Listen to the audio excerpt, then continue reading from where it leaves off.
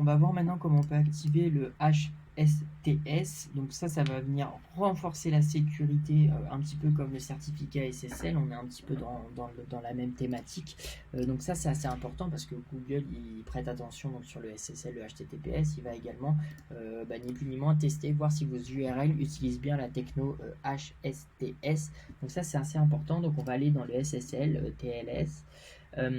Donc théoriquement, si vous avez suivi la configuration du CDN, la vidéo dessus, donc on avait fait un chiffrement complet, vous pouvez faire un complet strict, et si on a activé le SSL TLS Recommander, normalement déjà on est plutôt pas mal.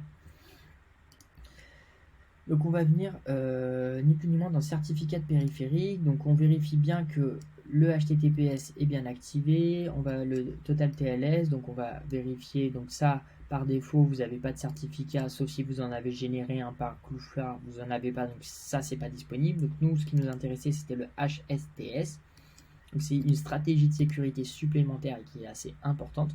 Donc ça en fait c'est ni plus ni moins, on va venir l'activer sur le CDN. On clique sur je comprends. Alors cet avertissement c'est ni plus ni moins, il vous dit que si vous n'avez pas de SSL, le HTTPS activé, en fait ça ne va pas le faire. Donc activer le HSTS, donc le HTTP Strict Transport Sécurité, donc on va l'activer en en-tête d'ancienneté maximale. Donc ça en fait on peut activer 1 mois, 2 mois, donc moi je vous recommande de le désactiver, il ne faut surtout pas l'activer. Appliquer la stratégie HSTS au sous-domaine, donc ça bien évidemment pour tout ce qui va être par exemple si vous avez des sous-domaines de type au lieu de ça par exemple c'est un sous-domaine, www. quelque chose c'est un sous-domaine, et si par exemple on a app.linkus.fr, vous l'avez pas, mais si vous avez un sous-domaine de ce type là, il faudrait activer le HSTS.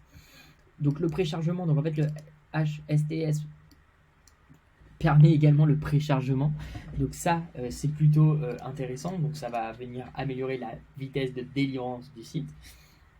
Et on va également désactiver les en-têtes no sniff. Une fois qu'on l'a fait, on le laisse se diffuser.